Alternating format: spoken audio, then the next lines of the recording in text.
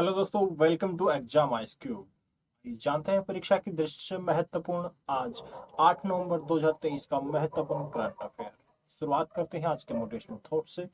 सीढ़ियां उन्हें मुबारक हो जिन्हें छत तक जाना है। हमारी मंजिल तो आसमान है और रास्ता हमें खुद बनाना है। ठीक है, तो चलिए पहला क्वेश्चन आज का।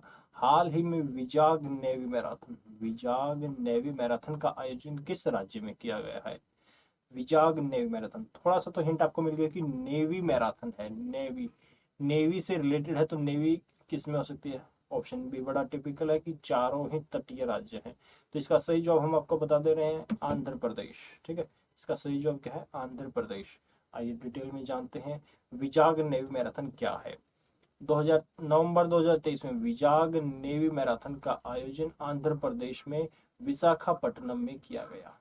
ये इसका 8वां संस्करण था और वाइस एडमिरल श्रीनिवासन जी ने इस मैराथन की शुरुआत की थी। यही इसमें एक महत्वपूर्ण था। अब अगले क्वेश्चन के ऊपर चलते हैं। हाल ही में किस राज्य को ग्लोबल रिस्पॉन्सिबल टूरिज्म अवार्ड किस राज्य को प्राप्त हुआ है? इसका सही जवाब होगा ए, केरल। इसकी एक्सप्लेनेशन देख लेते हैं क्या है। ठीक है, यह अवार्ड राज्य के रिस्पॉन्सिबल टूरिज्म मिशन द्वारा सफलतापूर्वक परिचालित अपने टिकाऊ और महिला समावेशी पहल के लिए दिया जाता है।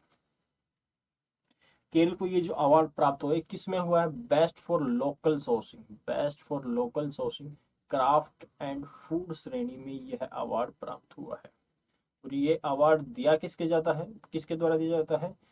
इस अवार्ड को रिस्पॉन्सिबल टूरिज्म पार्टनरशिप और international centre for responsible tourism द्वारा दिया जाता है। इतना महत्वपूर्ण नहीं है, बस आप ये ध्यान रखिए कि किस राज्य को ग्लोबल रिस्पॉन्सिबल टूरिज्म अवार्ड प्राप्त हुआ है, तो केरल को। ठीक है, अगला क्वेश्चन पे हम चलते हैं। वर्ष 2023 का अंतरराष्ट्रीय फिल्म महोत्सव किस राज्य या केंद्र शासित प्रदेश में आयोजित किया जाएगा? एग्जामिनर घूम गया बहुत बार 2022 का पूछ लेता है, तो अब यहाँ पूछ रहा है 2023 का अंतर्राष्ट्रीय फिल्म महोत्सव किस राज्य में या केंद्र शासित प्रदेश में आयोजित किया जा रहा है? इसका सही जवाब क्या होगा? Answer B, Goa. आइए एक्सप्लेनेशन देखते हैं। होगा कभी यह महोत्सव? यह महोत्सव 20 से 28 नवंबर तक 20 से 28 नवंबर के मध्य आयोजित किया जाएगा। और ये कौन सा संस्करण होगा? 54वां संस्करण होगा। गोवा में ये आयोजित किया जाएगा, तो ये महत्वपूर्ण है। ठीक है, और इससे एक क्या है, इस महोत्सव में सत्यजीत रे life time achievement award Satyajit रे लाइफ टाइम अचीवमेंट अवार्ड किसको दिया जाएगा? Michael Douglas. ये शख्स हैं जिनको ये अवार्ड दिया जाएगा। तो ये भी एक महत्वपूर्ण हो जाता है। ये तो 4-5 चीजें जो सर्कल कर देंगे, ये ही परीक्षा की दृष्टि से महत्वपूर्ण है। चलिए अगले प्रश्न के ऊपर चलते हैं। हाल ही में किस टीम ने महिला एशियाई चैंपियनशिप ट्रॉफी जीत ली है? इसका सही जवाब क्या होगा? भारत। हाल ही में किस महिला टीम ने एशियाई चैंपियनशिप ट्रॉफी जीती है? तो इसका सही जवाब है Bharat. India, that is Bharat. ठीक है, एक्सप्लेनेशन देखते हैं। इस ट्रॉफी का आयोजन कहाँ हुआ है? रांची में।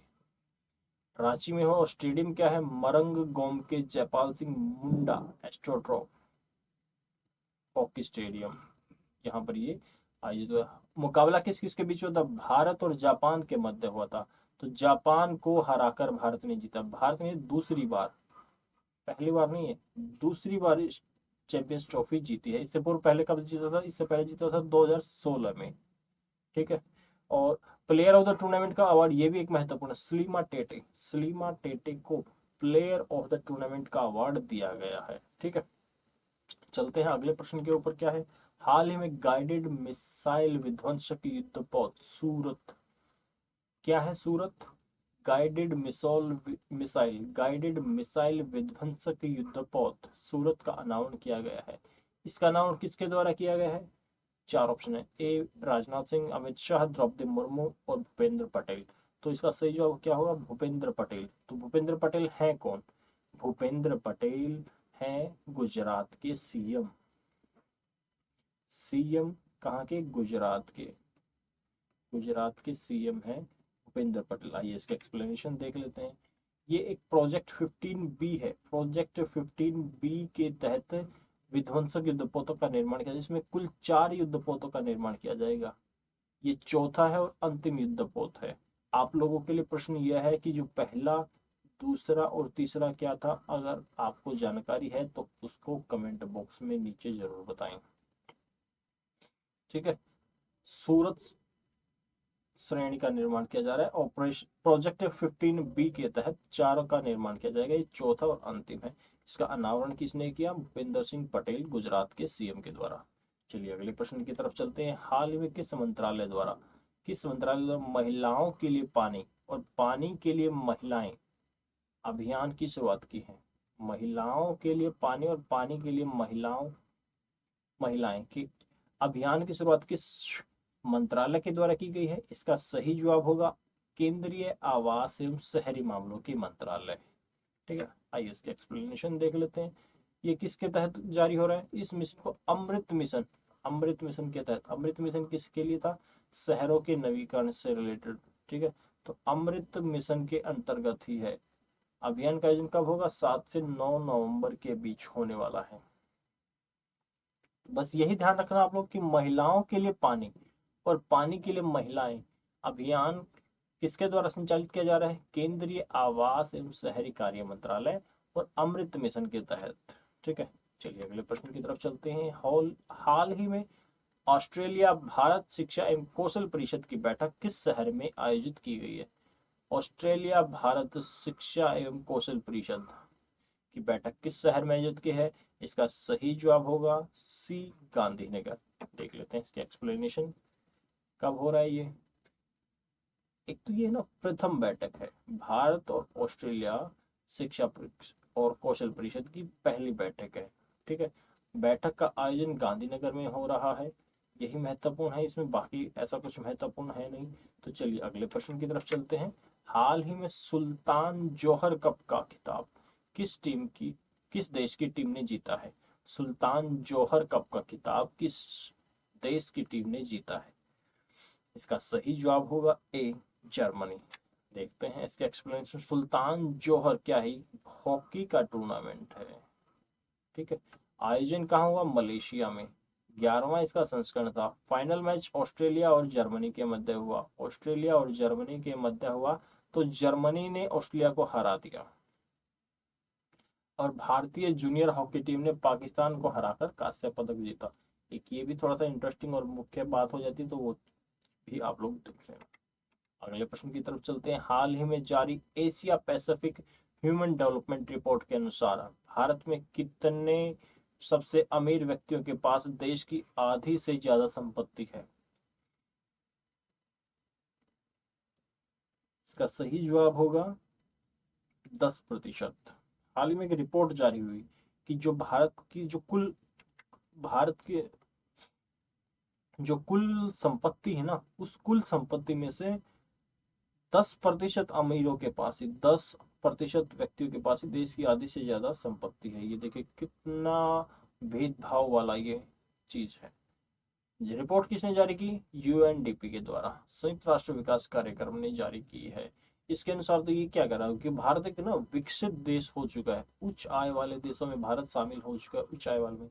इसके अनुसार भारत की आय कितनी हो गई? हाल फिलहाल में हो गई है इतनी, $2389 हो गई है। मतलब भारत एक विकसित देश हो गया है। वहीं अगर इसका दूसरा पहलू अगर हम देखेंगे तो 18.5 करोड़ लोगों के पास सिर्फ 180 रुपए से भी कम है उनकी आय। 18 करोड़, मोटा मोटा 20 करोड़ लोग, मान लीजिए 20 करोड़ लोगों के पास सिर्फ 180 रुपए की इनकम है। और वहीं ये सिर्फ 10% लोगों के पास देश की आधी संपत्ति है। 10%, बहुत ही ज्यादा भेदभाव वाली। हाल ही में हीरालाल सामरिया को किस पद पर नियुक्त किया गया है? बहुत ही महत्वपूर्ण करंट अफेयर। इसका सही जवाब होगा डी, मुख्य सूचना आयुक्त। CIC मुख्य सूचना आयुक्त। अगर इसके बारे में हम देखें तो शपथ कौन दिलाता है CIC को? राष्ट्रपति। तो किसने दिलाई? द्रौपदी मुर्मू ने। दूसरा ये है पहले दलित मुख्य सूचना आयुक्त हैं। सूचना आयोग का गठन कब किया जाता है? सूचना का अधिकार अधिनियम 2005 के तहत। ये वही है जिसको हम आरटीआई कहते हैं, right to information act, RTI. ठीक है, आरटीआई को ही सूचना का अधिकार अधिनियम 2005 के तहत लागू किया गया है। अगले प्रश्न को हम देखते हैं। क्रिकेट इतिहास में पहली बार टाइम आउट, एक नई टर्म निकल के आई है, टाइम आउट। बहुत ही महत्वपूर्ण हो जाता है होने वाले टाइम आउट होने वाले पहले बल्लेबाज एंजिलो मैथ्यूज। नाम भी दे दिया है तो आपके लिए बहुत आसान हो गया। एंजिलो मैथ्यूज हैं क्रिकेटर जो टाइम आउट हो गए हैं। ये पूछ रहे हैं कि वो किस देश के खिलाड़ी हैं। इसका सही जवाब होगा सी। आप लोगों के लिए प्रश्न यह है कि टाइम आउट होता क्या है। आज से पहले कभी टाइम आउट कोई खिलाड़ी नहीं हुआ, तो ये अभी जो वर्ल्ड कप चल रहा है उसी वर्ल्ड कप में पहली बार क्रिकेट के इतिहास में कोई टाइम आउट हुआ है। तो आप लोगों के लिए आज का प्रश्न यह है कि जो क्रिकेट वर्ल्ड कप चल रहा है उसका आयोजन किस देश में हो रहा है।